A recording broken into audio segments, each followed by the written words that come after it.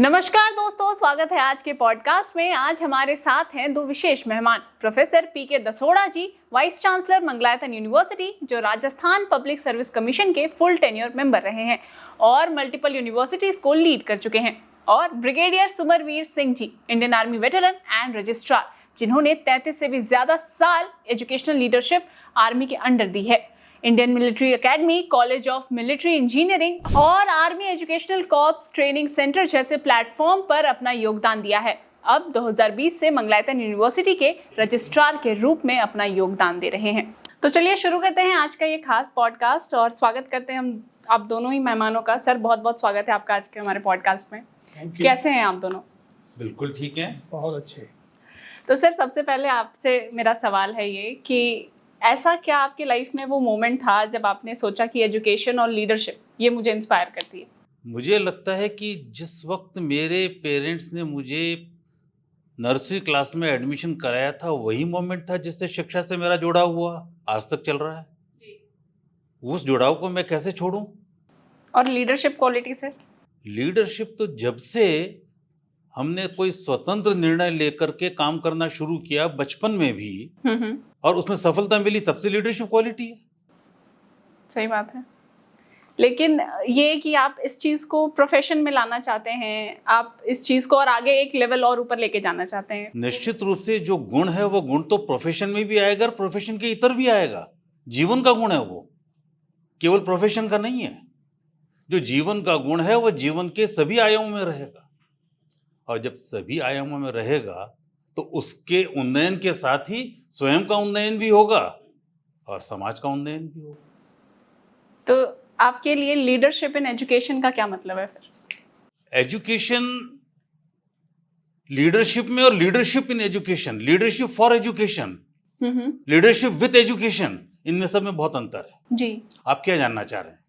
Sir, आप से तो सब कुछ ही जानने में, बहुत कुछ सीखने। तो मूल रूप से लीडरशिप एजुकेशन में ही नहीं, जीवन के हर आयाम में नेतृत्व के गुणों की बहुत आवश्यकता होती है।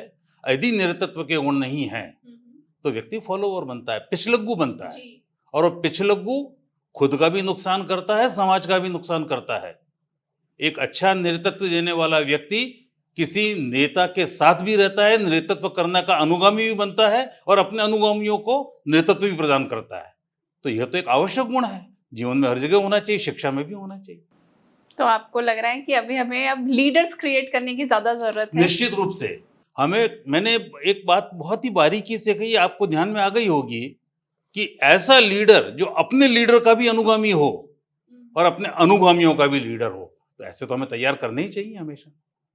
मतलब कि वो चीजों को फॉलो भी करे, लेकिन खुद की एक लीडरशिप क्वालिटी जरूरी है। बिल्कुल, बिना लीडरशिप क्वालिटी के अपने लीडर के दिए हुए निर्देशों को अपने अनुगामियों को कैसे पहुंचाएगा? तो सर, ये जब आप एक बहुत इंपॉर्टेंट पॉइंट रख रहे हैं कि लीडरशिप मतलब ये क्वालिटी होना बहुत जरूरी है, ये निश्चित रूप से ग्राह्य गुण है। यह गुण ऐसा गुण है जो हर एक में होना चाहिए, और प्रकृति ने हर एक को दिया है, पहचानने की आवश्यकता है।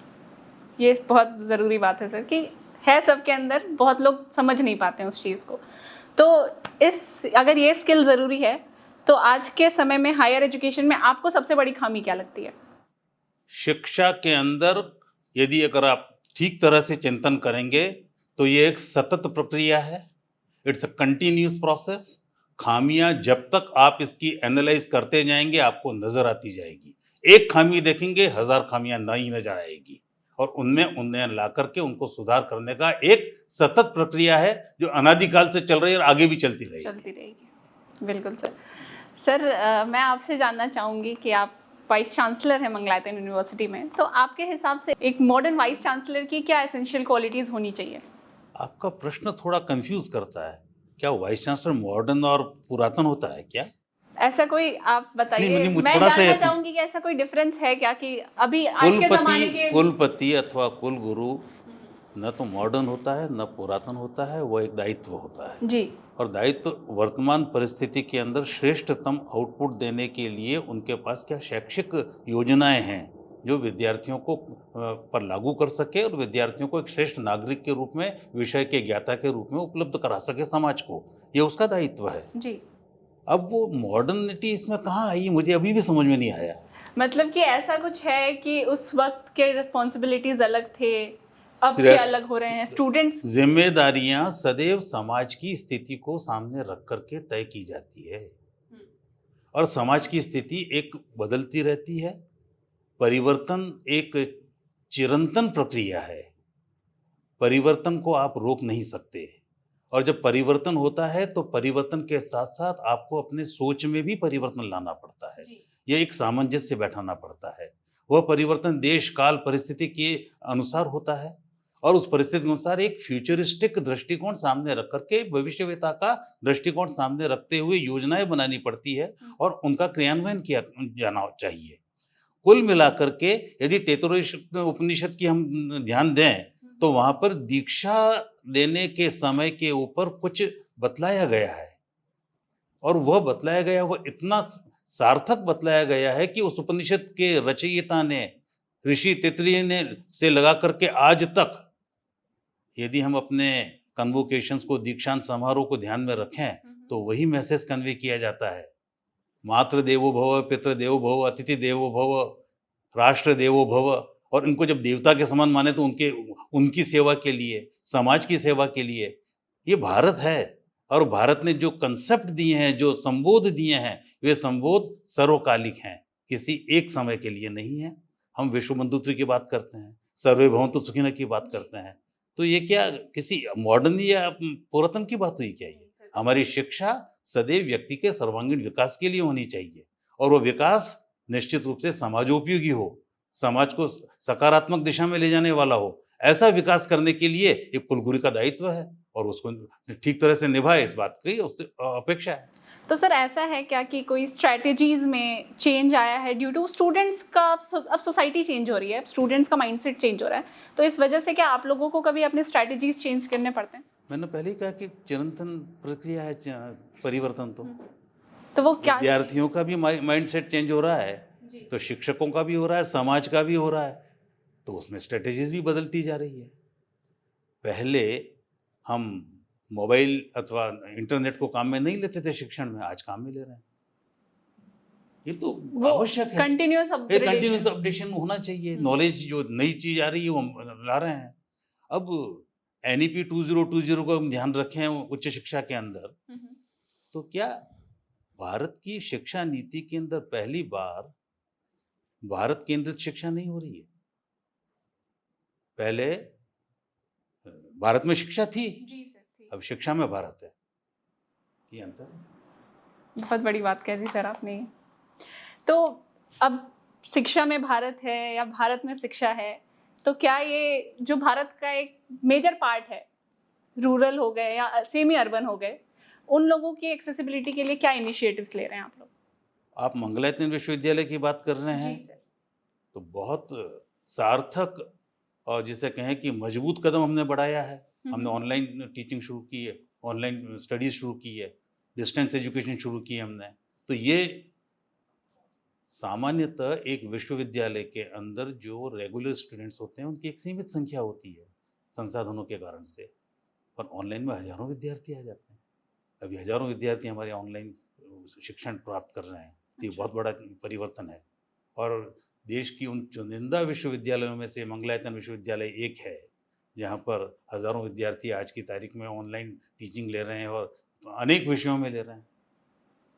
तो ये दोनों मोड में ऑपरेट होती हैं, ऑनलाइन ऑफलाइन दोनों में क्लासेस चलती हैं मंगलायतन? क्लासेस जो डिस्टेंस एजुकेशन है उनकी हम ऑनलाइन ऑफलाइन दोनों होती है, और जो ऑनलाइन केवल ऑनलाइन की है उनका ऑनलाइन एग्जामिनेशन होते हैं, उनके लेसन दिए जाते हैं। तो एक सिस्टमेटिक प्रक्रिया हमारी, इसके लिए हमारे देश के अंदर एक व्यवस्था है। उस व्यवस्था को मानते हुए, उससे एग्रीड करवाते हुए, हमने कोर्सेज की परमिशन लेकर के उन कोर्सेज का स्टडी मटेरियल तैयार करवा करके विद्यार्थियों तक हम संप्रेषित करते हैं। उसके लिए हमारे पास विशेष फैकल्टी है। ओके, मतलब उसके लिए एक अलग सेट ऑफ बिल्कुल पूरा सेटअप आवश्यक है, बिना उस सेटअप के काम नहीं चलता है। पर जो रेगुलर क्लासेस होती हैं, तो रेगुलर टीचिंग होती है, उसके लिए भी हमारे पास पर्याप्त सुविधाएं हैं, और बहुत सफलता से, सार्थकता से और प्रभावी रूप से वो भी चल रही हैं। तो सर ये जो डिग्रीज होती हैं जो ऑनलाइन की हो रही हैं, मतलब मे बी शायद ऑडियंस जो भी सुन रही है उनके मन में भी क्वेरी आएगी कि जो ऑनलाइन डिग्री कोर्स करते हैं हम लोग, तो क्या उसकी डिग्री भी उतनी ही मान्य होती है जितनी ऑफलाइन? अगर विश्वविद्यालय ने डिग्री दी है तो डिग्री डिग्री है। जी। आप ये कह सकते हैं कि बीए की डिग्री और बीएससी की डिग्री में कोई मान्यता में अंतर है? मान्यता दोनों है। तो जिस विषय के अंदर जो डिस्टेंस एजुकेशन से ले रहा है, तो वह अगर रेगुलर ले रहा है अथवा डिस्टेंस ले रहा है, दोनों बराबर मान्य हैं और सभी जगह बराबर मान्य है। सर मैं आपसे जानना चाहूँगी कि एक इतनी बड़ी यूनिवर्सिटी रन करना बहुत रिस्पॉन्सिबिलिटी का काम है, कंटिन्यूअस काम है जो आप करते रहते हैं, चलता रहता है। तो ऐसी क्या डेली चैलेंजेस हैं जो आप फेस करते हैं और क्या सॉल्यूशंस हैं जो आप इम्प्लीमेंट करके उसको टैकल करते हैं? पहला चैलेंज तो मुझे अपने आप को ये लगता है कि दिन भर के किए हुए काम को रिव्यू करना और आगे की स्ट्रेटेजी बनाना, ये बहुत बड़ा चैलेंज है। और ये केवल मंगलायतन यूनिवर्सिटी के लिए ही नहीं है। कोई भी व्यक्ति किसी भी दायित्व का किसी भी पद पर निर्वहन कर रहा है, उसके लिए ये बहुत बड़ा चैलेंज है। यदि वो इसमें चूकता है तो अपने दायित्व का ठीक तरह से निर्वहन नहीं कर पाता है, कहीं तो कोताही हो जाती है। तो अपना काम को रिव्यू करना और आगे का योजना बनाना। फिर दूसरा चैलेंज आता है, जो योजना बना ली उस योजना का क्रियान्वयन करना। योजना तो आप बना लेंगे, जब तक उसको एग्जीक्यूट नहीं करेंगे। और तीसरी बात आएगी, क्रियान्वयन में क्या कठिनाइयाँ आई उनको दूर करना। ये सतत प्रक्रिया है वापस। और ये केवल मंगलायतन विश्वविद्यालय के कुलपति की नहीं, किसी भी दायित्व पर बैठे हुए दायित्ववान व्यक्ति के साथ ये समस्याएं आती है और उसको इसका बोध होना चाहिए। यदि बोध नहीं है तो कहीं न कहीं दायित्व के निर्वहन में कमी रह जाती है। मतलब कि सबसे इम्पोर्टेंट है कि आपने क्या काम किया है, आप खुद को एनालाइज करें। पहली बात है कि मुझे पता होना चाहिए मेरा काम क्या है, तब मैं देखूंगा मैंने क्या काम किया है। फिर मुझे उसकी कमी कहाँ रही, आगे की योजना बनाऊंगा, उस योजना को क्रियान्वयन करूंगा, उस क्रियान्वयन में कहाँ कमी रह गई, कहाँ इंप्रूवमेंट लाना, उसके लिए प्रयत्न करूंगा। और उस सब के लिए और भी कुछ जरूरत है, मेरे साथियों के साथ कोऑर्डिनेशन, उनके साथ संवाद जी, उनके साथ मधुर संबंध, उनकी प्रॉब्लम्स को जानना, उनकी प्रॉब्लम्स को हल करना। क्योंकि काम तो कुलपति नहीं करेगा या कोई भी दायित्व जिसके पास है वो नहीं करेगा, वो अपने साथियों के माध्यम से, उस टीम के माध्यम से करवाएगा। तो एक नेतृत्व के लिए ये एक आवश्यक गुण है कि टीम स्पिरिट डेवलप करे, टोली का भावना डेवलप करे। यदि टोली की भावना नहीं हुई तो मैं सोचता हूँ कि कहीं पर भी कोई काम नहीं हो सकता। और टोली की भावना को डेवलप करना, उसके लिए केवल औपचारिक शिक्षा के अतिरिक्त व्यक्ति की समझ वो बहुत आवश्यक है। व्यक्ति के अंदर मानवीय गुणों का निरूपण बहुत आवश्यक है। व्यक्ति के अंदर संवेदनाएं जागृत हो, ये बहुत आवश्यक है।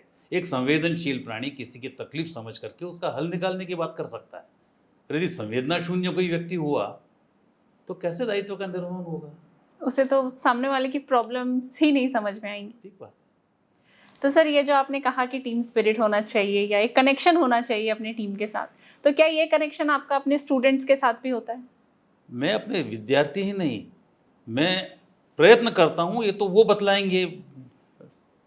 मैं प्रयत्न करता हूँ कि चतुर्थ श्रेणी कर्मचारी से लगाकर मेरा अपने मैनेजमेंट तक से कनेक्शन रहे, प्रत्यक्ष अप्रत्यक्ष रूप से।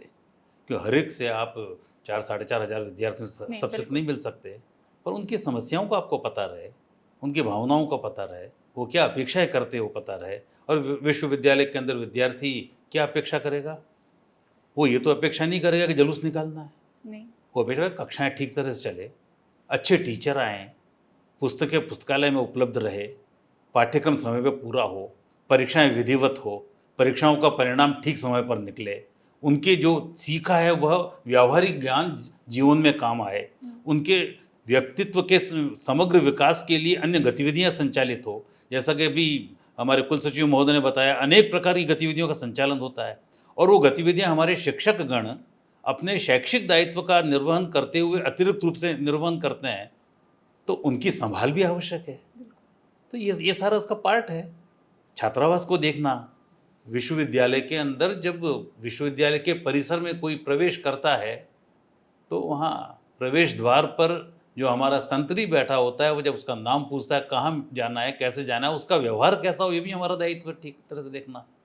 तो ये तो समग्रता के अंदर बहुत आवश्यकता है, और ये केवल विश्वविद्यालय की नहीं है, आप आपके किसी भी ऑर्गेनाइजेशन की बात कर लो, ये तो बहुत आवश्यक चीज़ें हैं ये सारी, वो विश्वविद्यालय में भी हम काम में लेते हैं। बहुत इम्पोर्टेंट बात कही सर आपने कि एक ऊंचे लेवल पे बैठ के हर एक छोटे छोटे चीज़ पे ध्यान देना भी आपकी जिम्मेदारी है। बिल्कुल जिम्मेदारी है हमारी। सर मैं आपसे जानना चाहूँगी, ये जो अभी दर्शक आपको देख रहे होंगे, इसमें से बहुत से ऐसे स्टूडेंट्स होंगे जो लीडरशिप माइंडसेट के साथ आगे बढ़ना चाहते होंगे, उनको आप क्या सुझाव देना चाहेंगे? ये जहाँ पर अधिकारियों की ट्रेनिंग होती है इंडियन मिलिट्री एकेडमी के अंदर, ये उसकी स्थापना 1932 में हुई, और उसमें उस समय जो कमांडर इन चीफ इंडिया में थे वो field marshal of Philip Chetwode थे। उनको ये दायित्व मिला था कि अब इंडिया के अंदर ही, उससे पहले तो ब्रिटिश में ट्रेनिंग होती थी, कि अब इंडिया के अंदर ही इंडियन आर्मी के ऑफिसर्स की ट्रेनिंग होगी। तो वो उसके इनॉग्रेशन के लिए आए थे, और उन्होंने जो इनॉग्रल स्पीच में बात कही उसमें से कुछ कोट निकल के आए, और उस कोट को उनके नाम से एक बिल्डिंग जहाँ पर इनॉग्रेशन हुआ था वो चैटवुड बिल्डिंग दे दिया गया। और उन्होंने जो बात कही वो आज भी इंडियन आर्मी के अधिकारियों के लिए एक आदर्श वाक्य है। उसी को हम चैटवुड क्रेडो या चैटवुड मोटो के नाम से जानते हैं। उसमें क्या लिखा है? उसमें लिखा है, दी safety, honor and welfare of the country you belong to come first, always and every time. Then the honor, safety and welfare of the troop you command come next. Your own safety, your own welfare come last, always and every time. तो Indian army जो आज prime minister बात करते हैं nation first, हम इतने सौभाग्यशाली हैं कि एक डिस्पेंसेशन भारत का अब ऐसे आया जो नेशन फर्स्ट की बात करता है। और इंडियन आर्मी में तो ये बात 1932 में शुरू हो गई थी कि नेशन फर्स्ट। तो बड़ा सोच, बिल्कुल। ये जो आप कह रहे हैं कि लीडरशिप के लिए क्या, मैं उनको यही कहना चाहूँगा, बड़ा सोच रखो। अभी सोच की बदलाव का टाइम आ गया है। हम अभी तक सोचते थे कि मुझे इंजीनियर बनना है, मुझे आईएएस बनना है, मुझे आर्मी ऑफिसर बनना है। अब आपने सोचना है कि मुझे देश के लिए कुछ बड़ा करना है, और उसके लिए मुझे क्षमताओं का विकास करना है। और उस क्षमता के विकास में आप देखें कि आपकी पर्सनैलिटी के अंदर क्या इनबिल्ट ऐसी मजबूतियां हैं कि आप किस क्षेत्र में जाकर अपनी क्षमताओं का विकास कर सकते हैं, और देश के लिए कुछ ऐसी क्षमताएं हासिल कर सकते हैं, कुछ कर पाए। अपने अंदर लीडरशिप के गुण लाएं, चुप ना बैठें, शांत ना बैठें, चुप ना बैठें, शांत ना बैठें, और देखें आपके पास आसपास क्या हो रहा है। कोई समस्या है, समस्या का हिस्सा ना बने, बताएं, ये ना बनाएं यहाँ पर ये प्रॉब्लम हो रही है, बल्कि उसे एनालाइज करें कि इस समस्या का हल क्या है। हल का हिस्सा बने, समस्या का हिस्सा ना बने। अपने कम्युनिकेशन स्किल्स बढ़ाएं। आपको आपके अंदर बात करने की क्षमताएं होनी चाहिए, तार्किक बात करने की क्षमताएं होनी चाहिए। यदि ये सारी बातें होंगी तो आप उस मोटो पर खरे उतरोगे जिसकी आकांक्षा आज भारत के प्रधानमंत्री हमसे कर रहे हैं कि कुछ बड़ा करना है। तो कुछ बड़ी सोच वाला इंसान आज हमें चाहिए, और मैं आह्वान करूंगा आज के युवाओं का कि बड़ी सोच रखें, अपने आप से ऊपर सोचें, और आपका तो अपने आप आ जाएगा। जब आपकी सोच बड़ी होगी, कुछ बड़ा काम करेंगे, तो आपके कंफर्ट्स, आपके अधिकार आपके पास ऐसे ही फ्लो होंगे। सर, एक किसी भी ह्यूमन बीइंग के लिए उसके एथिक्स और इंटीग्रिटी बहुत मायने रखती है, लेकिन अगर वो एक एजुकेशनल फील्ड में है तो उसके मायने क्या बदलते हैं? देखिए, एजुकेशन फील्ड के अंदर, जैसा कि अभी मैं बात कर रहा था कि हमने अब एक ऐसा युवा तैयार करना है। वैसे तो ये देश के हर नागरिक के ऊपर दायित्व है। यदि प्राइम मिनिस्टर ने आह्वान किया है तो पूरे देश के हर एक इंसान को का आह्वान किया है, और उसको उसी स्पिरिट में लेकर के आगे बढ़ना है कि हमने 2047 में विकसित बनना है। तो एथिक्स एंड इंटीग्रिटी। जब इनके ऊपर जब दायित्व आएगा, इन बच्चों के ऊपर दायित्व आएगा, तो इनका जो चरित्र है वो चरित्र ऐसा हो जिस पर देश नाच करे। और वो चरित्र बनाने वाला कौन होगा? वो बनाने वाला होगा हमारा टीचर, हमारे नॉन टीचिंग स्टाफ, यहाँ का प्रशासन। और आज जो है एग्जाम्पल से वो बनता है सेल्फ एग्जाम्पल। बच्चे क्या देख रहे हैं? यदि वो मॉरल वैल्यूज़ नहीं देख रहे हैं, एथिक्स नहीं देख रहे हैं उनकी पर्सनल लाइफ में, तो वो सीख ही नहीं पाएंगे, उनका वो चरित्र बन ही नहीं पाएगा। तो हमें इंस्टीट्यूशन के अंदर ज़रूरत है कि हमारे मॉरल वैल्यूज़ हाई हों, हमारे हर एक्शन एथिकल हो, वैल्यू सिस्टम एक इवॉल्व हो और वो उस दायरे में हम काम करें, क्योंकि जो हम प्रस्तुत करेंगे वही बच्चे सीखेंगे। तो सर आपको लग रहा है कि इस चीज़ पे काम करना बहुत ज़रूरी है, या ये चीज़ इम्पैक्ट हुई है आज के जनरेशन की अगर बात करें तो एथिक्स और इंटीग्रिटी पे थोड़ा उन लोगों ने कॉम्प्रोमाइज़ किया है? नहीं, हम ऐसे कहना तो गलत होगा कि भाई कंप्रोमाइज़ हुआ है। समाज के अंदर बुराई और अच्छाई दोनों साथ साथ चलते हैं, लेकिन हमारी कोशिश आज के टाइम में जो दायित्व है ये हायर एजुकेशन इंस्टीट्यूशंस के ऊपर ज़्यादा आ गया है, क्योंकि हमने ही देश के योग्य नागरिक पैदा करने हैं। तो हम अपने आप को उनको वो वैल्यू सिस्टम दें जो जिन वैल्यू सिस्टम को लेकर के वो डिलीवर कर सकें। बिल्कुल सर। इसमें अगर मंगलायतन यूनिवर्सिटी की बात करें तो इनोवेशन हो गया, क्रिटिकल थिंकिंग हो गई, इन सब चीज़ों को या एंटरप्रेन्योरशिप उसकी जो स्किल्स हैं वो डेवलप कराने के लिए मंगलायतन यूनिवर्सिटी क्या स्टेप्स ले रहे हैं? देखिए, वो चीज़ें करने के लिए कई दिशाओं में काम चल रहा है। हमारे जो एलुमनाई हैं वो आज लगभग 17-18 साल, वो 18 साल से ज़्यादा ही विश्वविद्यालय को हो गया, और वो अब एक रीजनेबल पोजीशन पर पहुंच गए हैं। तो उनके अंदर एंटरप्रेन्योरियल स्किल्स हों। हम अपने उन एलुमनाई को आमंत्रित करते हैं कि जो अच्छा कर रहे हैं बाहर की लाइफ में, और वो बच्चे आकर के हमारे बच्चों से इंटरेक्ट करते हैं। दूसरी बात ये है कि हमारा एक ख़ास एग्जाम्पल मैं देना चाहूँगा कि लखनऊ के अंदर एक इंस्टीट्यूशन है, national botanical institute, research institute. उसमें हमारा एक एलुमनाई थे जो काम कर रहे थे। उन्होंने वहाँ पर इतना अच्छा काम किया कि उनका शौक ने उनको एक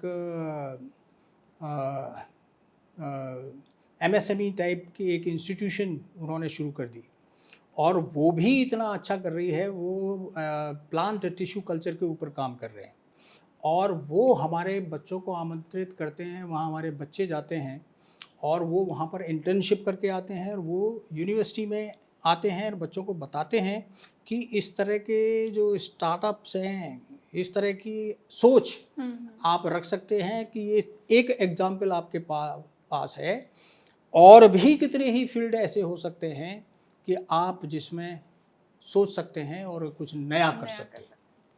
सर अगर हम लोग बात कर रहे हैं आजकल के ज़माने की, आजकल के स्टूडेंट्स की, तो एक टर्म हर स्टूडेंट या इस जनरेशन में बहुत फेमस है कि डिप्रेशन है, ओवर थिंकिंग है, या ओवर प्रेशर है हर चीज़ों का।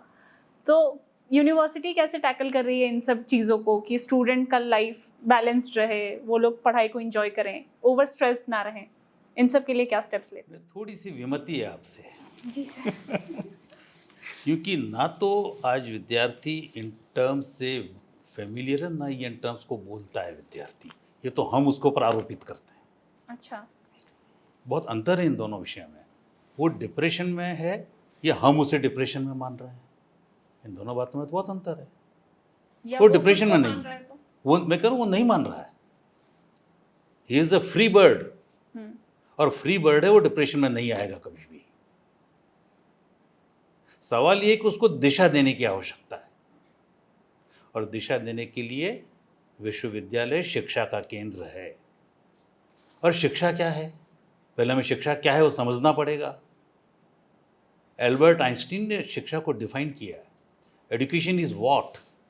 Which remains. One has forgotten everything he has learnt in the schools. अब बताइए शिक्षा क्या है? विवेकानंद शिक्षा को कैसे कहते हैं? Education is the manifestation of perfection already within a person. हमारे यहाँ शिक्षा को क्या कहा? सा विद्या या विमुक्तये। ये मुक्ति किससे लेनी है? आप तो आरोपित कर रहे हैं डिप्रेशन में हो, वो डिप्रेशन में नहीं है। पहले तो आप इस बात को स्वीकार करें। हम उस पर आरोपित करें कि वो डिप्रेशन में है, यह हम उसको गलत दिशा दे रहे हैं। दिशा देने का काम हमारा है, बड़े होने के कारण हमारा, अनुभव होने के कारण हमारा है। तो उसके अंदर जो पोटेंशियल है उसको मैनिफेस्ट होने का अवसर तो दें। विद्यार्थी आपके पास आ गया, वो फिजिक्स पढ़ रहा है, बहुत अच्छा संगीतकार बन सकता है। हमने तो हमारे विश्वविद्यालय के अंदर ऐसे क्लब्स चलाए हैं। अगर संगीत में रुचि है तो उसमें जाकर सीखिए, अपने आप का कम से कम एक्सपोजर तो दे। और निर्णय लेने की क्षमता के लिए उसको स्वतंत्र चिंतन करना आवश्यक होगा। वह स्वतंत्र चिंतन करने के लिए उसको सोचने के लिए स्वतंत्रता देनी होगी। कुछ काम को एग्जीक्यूट करने के लिए उसको स्वतंत्रता देनी होगी। उसमें सफल भी होगा, विफल भी होगा। और सफल विफल आश निराशा चलती रहती है जीवन में। विफलताएं सफलता की ओर मार्ग प्रशस्त करती है, पर हम उसको मौका तो दें। हम अंतर्राष्ट्रीय स्तर की बात करते हैं तो किस आधार पर करते हैं? हमारे पैरामीटर्स क्या हैं? किन पैरामीटर्स के आधार पर करते हैं? आप पैरामीटर चेंज कर दो, इंटरनेशनल लेवल हम इंडिया के बराबर आने की बात करेगा। पैरामीटर्स जो किसी और ने सेट किए हैं, उन पैरामीटर को हम पूरा करना चाहते हैं। मेरी अपनी सारी बात में आपको मैंने बताया कि हमारे पैरामीटर कुछ और होने चाहिए। सही बात। हमारा पैरामीटर आत्मिक विकास होना चाहिए। हमारा शिक्षा का उद्देश्य होना चाहिए सा विद्या या विमुक्ता, वो मुक्ति प्रदान करे। हम शिक्षा का उद्देश्य में नोबेल प्राइज ले ले, अगर शिक्षा का उद्देश्य यह है तो एटम बम बनवाया था। आप मुझे हमें स्वतंत्र चिंतन तो प्रारंभ करें। हम सही क्या गलत क्या है तो सोचें। या हम इस चीज के बर्डन में हैं कि हमसे वो देश हम एक रेट रेस में फंसे हुए हैं। हाँ, exactly. अब रेट रेस से दूर हटना पड़ेगा हमें। एक चूहा दौड़ से अलग जाना पड़ेगा हमें। हमें अपने लक्ष्य सामने रखने पड़ेंगे। और हमारे लक्ष्य क्या है? मैंने थोड़ी देर पहले बताया आपको, परमेष्टि तक पहुंचना। सर्वे भवन्तु सुखिनः सर्वे सन्तु निरामया सर्वे भद्राणि पश्यन्तु मा कश्चित् दुःख भाग् भवेत्। हम तो सबके कल्याण की बात कर रहे हैं। मैं नोबेल प्राइज ले लूं और इंटरनेशनल लेवल पे अपने आप को मान्यता दे दूं, तो आप बताइए कि हिंदुस्तान के जो नोबेल प्राइज विनर हैं उन सब पे हमें गर्व तो है, पर उनसे कितने लोग आगे बढ़ रहे हैं उनको सीख करके। सही बात है। देखिए, ये मैं जो प्रश्न खड़े कर रहा हूँ, ये प्रश्न स्वाभाविक है कि मैं इसलिए खड़े कर रहा हूँ कि समाज देखेगा, समाज सुनेगा इसको, कहीं किसी को मैं सेंसिटाइज कर सकूं इस बात से। बिल्कुल। और वह सेंसिटाइज करने का मेरा मुख्य उद्देश्य यह है कि व्यक्ति अपने से थोड़ा ऊपर उठ करके कल्याण की बात सोचे। अनो भद्रा क्रतो यंतु विश्वता, let the noble thoughts come from all directions. सभी दिशाओं से श्रेष्ठ विचार हमारे पास आए, इसके लिए हमें प्रयत्न करना पड़ेगा। केवल इसलिए नहीं कि मेरा एक नेचर के अंदर रिसर्च पेपर छप गया और मैं प्रसन्न हो जाऊं और उस रिसर्च पेपर के आधार पर मानवता का कहीं नुकसान भी हो जाए। आज की तारीख में हम सब डरे हुए हैं आर्टिफिशियल इंटेलिजेंस से जी। वो आर्टिफिशियल इंटेलिजेंस अभी सर ने बताया हम सिखा रहे हैं बच्चों को, बिल्कुल सिखा रहे हैं, क्योंकि we have to keep pace with the development in the world. पर इसका मतलब ये नहीं कि हम मानवीय गुणों को भूल जाएं, मानवीय संवेदनाओं को एक तरफ रख दें। वो बहुत आवश्यक है। और अंतर्राष्ट्रीय स्तर पर आने के लिए हमें हमारे पैरामीटर्स को एसेस करना पड़ेगा। हमारे यहाँ का रविंद्रनाथ टैगोर, वो तो नोबेल प्राइज विनर थे, पर उनके नोबेल प्राइज की जिस पुस्तक में मिला गीतांजलि, उस गीतांजलि के साथ साथ वो क्या क्या थे, और बहुत अच्छे आर्टिस्ट भी थे। रविंद्र संगीत के रूप में दुनिया उनको जानती है। बहुत अच्छे फिलोसफर थे। तो क्या इस प्रकार से हम व्यक्ति का डेवलपमेंट कर रहे हैं क्या? आप देखिए कि हमारे यहाँ अरविंद थे, महर्षि अरविंद। महर्षि अरविंद किस बात से जाने जाते हैं? उनकी पुस्तक सावित्री के नाम से जाने जाते हैं। महर्षि अरविंद ने उनका उत्तरपाड़ा का भाषण आज भी लोग बाग याद करते हैं। स्वतंत्रता के लिए उन्होंने भाषण दिया था, लोगों को क्रांति जगाई थी। तो इन चीज़ों के बारे में जब हमारे विद्यार्थियों को पता लगेगा तो हम अंतर्राष्ट्रीय स्तर पर अपने आप आएंगे। तो सर ऐसे कोई वैल्यूज़ हैं जो आप चाहते हैं कि फॉरेन एजुकेशन सिस्टम से हमारे में आए, और इंडियन एजुकेशन सिस्टम की जो वैल्यूज़ है वो कौन कौन से ऐसे वैल्यूज़ हैं जो बने रहें? देखिए, वैल्यू की बात आप कर रहे हैं। थोड़ी देर पहले आपने कुछ समथिंग पूछा भी था वैल्यूज़ के बारे में। एथिक्स एंड वैल्यूज़ है ना जी मुझे एक बात पता है कि वैल्यूज़ और एथिक्स में क्या अंतर है। सर। आप देखिए कि इन सब का निचोड़ में एक सेंटेंस में बोलता हूँ, जी आत्मन प्रतिकूलानि परेशान समाचरेत। हम दूसरों के साथ वह व्यवहार न करें जो दूसरों का मेरे साथ मुझे पसंद ना हो। सारी वैल्यूज इसमें आ गई, सारी वैल्यूज आ गई दुनिया की। सही बात। आत्मन प्रतिकूलानि परेशान समाचरेत। हम दूसरों के साथ ऐसा व्यवहार न करें जो दूसरों का मेरे साथ पसंद ना हो। न किसी को धोखा दूं, क्योंकि मुझे धोखा खाना पसंद नहीं है। किसी का नुकसान नहीं करूं, मुझे नुकसान लेना पसंद नहीं है। तो ये तो छोटे स्तर पर, बड़े स्तर पर ही देखें। हम विश्व कल्याण की बात करें, क्योंकि विश्व कल्याण की बात दूसरा भी करे वो हमारे लिए अच्छी है। अगर आर्टिफिशियल इंटेलिजेंस में या मशीन लैंग्वेज के अंदर, साइबरनेटिक्स में या जीनोमिक्स में अगर कोई अमेरिका में, इंग्लैंड में, फ्रांस में, जापान में कोई रिसर्च कर रहा है, तो क्या उसे हमें ग्रहण नहीं करनी चाहिए, सीखना नहीं चाहिए? क्या हम सीखते हैं उससे? अगर वो ओवरऑल डेवलपमेंट पे बात करें, वही, वो तो सभी के लिए नॉलेज है, वो जानकारी है। हम चांद तक पहुँचे तो क्या अपने बलबूते पर पहुँच गए? नहीं। दूसरों से सीख के पहुँचे हैं। हमने दुनिया में सबसे अधिक स्पुतनिक भेजे हैं, 100 से अधिक एक साथ भेजे हैं। वह हमने क्षमता विकसित की, वह क्षमता क्या अपने अपने अपने कर दी? क्या निश्चित रूप से कोलैबोरेटिव स्टडीज से की है, कोलैबोरेटिव डेवलपमेंट से की है। तो हमें सीखना तो ही है, सीखना भी है और सिखाना भी है। सीखना और सिखाना साथ चलता है। ये दो कदम हैं, एक कदम आगे बढ़ता है, दूसरों को आगे बढ़ाना पड़ेगा। तो सर इसी पे है कि यूनिवर्सिटी और इंडस्ट्री का कोलैबोरेशन आप कैसे देख रहे हैं, उसका फ्यूचर कैसा है? मैं तो कह रहा हूँ कि मैं तो यूनिवर्सिटी का समाज के साथ कोलैबोरेशन देख रहा हूँ। इंडस्ट्री तो एक कंपोनेंट है। अच्छा। यूनिवर्सिटी उन लोगों को डेवलप कर रही है जिनको कि समाज को नेतृत्व भी देना है, समाज को आगे भी ले जाना है। आप इंडस्ट्री को क्यों ले रहे हैं? आप आर्टिस्ट नहीं बनाएगा यूनिवर्सिटी, म्यूजिशियन नहीं बनाएगा, एक अच्छा राइटर नहीं बनाएगा, सही बात। एक अच्छा पोइट नहीं बनाएगा, यानी उत्पादन दे देगा बस। इंडस्ट्री और यूनिवर्सिटी के कोलैबोरेशन की बात जो है, उस बात को बहुत ही लिमिटेड आवश्यकता की पूर्ति के लिए सामने रखा गया है।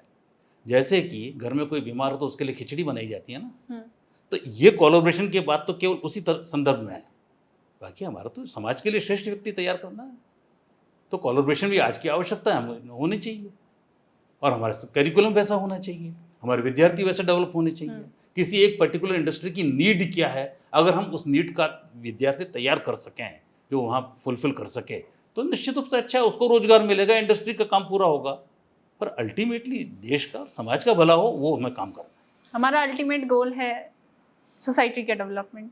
हमारा अल्टीमेट गोल है सर्वे भवन्तु सुखिनः सर्वे सन्तु निरामया। ये अल्टीमेट गोल है, और उसके रास्ते के अंदर नेशन फर्स्ट है। नेशन फर्स्ट इसलिए कि हिंदुस्तान के बारे में आप थोड़ा जानें, आप पढ़ें, आप समझें, आप सोचें और इन्फॉर्मेशन कलेक्ट करें। हमने कभी किसी के ऊपर आक्रमण नहीं किया। हमने सदैव शांति का संदेश दिया, ज्ञान का संदेश दिया। इसलिए इंडिया फर्स्ट, जो फर्स्ट होकर के सारे विश्व का कल्याण करे। विश्व बंधुत्व की बात की हमने। चाहे चीन से हमारा 61 के अंदर झगड़ा हुआ, हम चीन को हमने दुश्मन के रूप में स्थापित किया, पर बात तो पंचशील की हमने की थी। हमारा सिद्धांत तो वो था ना, हमारी वैल्यू सिस्टम वो था। पाकिस्तान के साथ अभी सिंधु समझौता वार होने के बाद में भी रद्द नहीं किया था हमने, क्योंकि पानी मिलना चाहिए किसी को। आज जो रद्द किया तो डेफर किया उसको, और परिस्थिति वश किया, उसको सबक सिखाने के लिए किया, उसको सुधारने के लिए किया, उसको बिगाड़ने के लिए नहीं किया। सर लेकिन आपको नहीं लगता कि अगर ये स्ट्रिक्ट एक्शन अगर हमने स्टार्टिंग में लिया रहता तो शायद? नहीं, मुझे तो बहुत कुछ लगता है। उस लगने से, अब मुझे लगने से क्या है, आगे क्या करना उसकी बात। सही बात है सर। मतलब आपसे ये आंसर जान के सर मेरा एक और क्वेश्चन आपसे पूछने का मन हो रहा है कि अगर आपके पास एक सुपर पावर हो कि आप इंडियन एजुकेशन सिस्टम में ये चेंज ला सकते हैं, तो वो चेंज क्या होगा? देखिए, इंडियन एजुकेशन सिस्टम के अंदर जो चेंज लाया है अभी, तो मैं एक ही बात बताऊंगा कि कब कब चेंज आया इसको देखें हम। राधाकृष्णन आयोग बना, मुदलियार आयोग बना, उसके बाद कोठारी कमीशन बना, न्यू एजुकेशन पॉलिसी आई, उसमें रिफॉर्म्स हुए, ठीक है। फिर अभी नेशनल एजुकेशन पॉलिसी है, ये रिफॉर्म तो होते गए हमारे पास। और इन सारे रिफॉर्म्स के अंदर और भी कुछ हुए, कुछ और आयोग बैठे थे, पर इन सब का पर्पस क्या था? सुधार लाना ही था ना। और सुधार लाना किस स्थिति में था? उस वक्त की परिस्थितियों में। इन दोज कंडीशंस उन्होंने जो सजेस्ट किया बिल्कुल अप्रोप्रिएट किया मेरे हिसाब से। अगर नई एजुकेशन पॉलिसी 1986 वाली नहीं आती, राजीव गांधी वाली नहीं आती, तो कंप्यूटराइजेशन के ऊपर हम आगे बढ़ते क्या? भाई उन्होंने प्रोपोगेट किया। और आज देश की आवश्यकता अलग है, लोकल फॉर ग्लोबल की बात कर रहे हैं हम, इंडियन नॉलेज सिस्टम की बात कर रहे हैं हम। तो ये चेंजेस आए हैं और इन चेंजेस को ठीक तरह से इम्प्लीमेंट करने की बात है, तो निश्चित रूप से भी 5 साल हुए हैं। क्या कोई भी काम 140 करोड़ के देश के अंदर, जहाँ पर कि मेरे ख्याल से 1200-1300 यूनिवर्सिटीज़ हैं, सैकड़ों हज़ारों की संख्या में कॉलेजेस हैं, लाखों विद्यार्थी हैं, फिर उनको एजुकेशन को इम्प्लीमेंट करने वाले कितने शिक्षक हैं, 1 करोड़ के करीब शिक्षक हैं हमारे यहाँ पर लगभग, आई मे बी रॉन्ग, पर इतने शिक्षकों को माध्यम से किसी काम को करवाना समय लगता है। और वो काम भी प्री प्राइमरी एजुकेशन से शुरू किया है। भाई ऐसा नहीं है कि उन्होंने एक लेवल पे चेंज किया है। ये पहली बार है कि पूर्व प्राथमिक शिक्षा से लगा करके रिसर्च तक की सारी उसको चेंजेस की बात की, तो स्टेप बाय स्टेप ही होगा। बिल्कुल बिल्कुल। और एक तो ये कि बहुत सिस्टमेटिक एनईपी को अपने को लागू करना चाहिए और बड़े दृढ़ता से लागू करना चाहिए। हमारे प्रत्येक शिक्षक को, प्रत्येक अभिभावक को इसमें विश्वास होना चाहिए और इसके अनुसार अगर हम आगे बढ़े तो हमारी कई समस्याओं का समाधान होगा। किंतु मैं एक बात और कहना चाहूँगा कि मैंने प्रारंभ में कहा था, परिवर्तन चिरंजीवी है। आवश्यकता पड़ने पर इसमें भी चेंज करना पड़े तो करेंगे, इसके लिए मना थोड़ी। हमारा ऑब्जेक्ट एक है, देश, और देश भी किस लिए? विश्व के लिए। उस ऑब्जेक्ट को पूरा करने के लिए समय समय पर इसमें भी जहां इसके ऑपरेशनल चेंजेस करने पड़े हमें करने चाहिए, विचार करके करने चाहिए।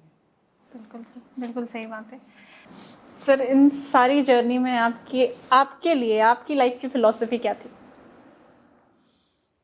इस जर्नी में मेरी लाइफ की फिलॉसफी, मैंने आपको, जब मैं बात कर रहा था तो मैंने आपको बता दिया था कि मैं कुछ ऐसा करना चाहता था जिसमें स्ट्रेट फॉरवर्डनेस हो, जिसमें ऑनेस्टी हो, जिसमें देशभक्ति हो और जो देश के लिए कुछ करने की ऑप्शंस हो, जिसमें कुछ देश के करने के अवसर हो।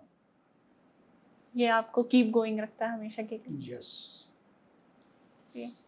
सर, एक फाइनल मैसेज जो अभी यंग एजुकेटर्स आपको देख रहे होंगे, जो एडमिनिस्ट्रेशन में आना चाहते हैं, जो एजुकेशन लाइन में अपना करियर बनाना चाहते हैं, उनके लिए आपका फाइनल मैसेज क्या होगा? चरे वेती, बढ़े जाओ, रुको मत। एक कदम भी आगे बढ़े, मजबूती के साथ बढ़े, आत्मविश्वास के साथ बढ़े और अपना आत्मविश्वास कभी नहीं खोए। जीवन में सबसे महत्वपूर्ण चीज होती है वह आत्मविश्वास होता है और आत्मविश्वास के साथ किए गए प्रयत्न सदैव फलदायी होते हैं। अपने लक्ष्य तक पहुँचे हैं और ये ध्यान रखें, लक्ष्य तक पहुँचे बिना पथ में पथिक विश्राम कैसा। लक्ष्य है अति दूर दुर्गम, मार्ग है हम जानते हैं, किंतु पथ के कंटकों को हम सुमन ही मानते हैं। अगर विद्यार्थी, युवा अपना एक टारगेट फिक्स करे, तय करे कि मुझे वहाँ पहुँचना है, मुझे वहाँ जाना है और क्यों जाना है ये भी उसको स्पष्ट रहे, कैसे जाना है इसका मार्ग तय करे और कदम कदम बढ़ाए जाए, आराम से खुशी से आगे पहुँचेगा वो, खुशी के गीत गाए जाएंगे। Thank you so much sir, बहुत कुछ जानने मिला, बहुत अच्छा लगा आप लोगों से बात करके। Thank you madam. तो दोस्तों, ये थे हमारे साथ मंगलायतन यूनिवर्सिटी के वाइस चांसलर प्रोफेसर पीके दशोड़ा जी, रजिस्ट्रार ब्रिगेडियर सुमरवीर सिंह जी, जिनकी बातों ने आपको भी एनलाइट किया होगा। फिलहाल के लिए बस इतना ही, मिलते हैं अगले एपिसोड में किसी नए मेहमान के साथ।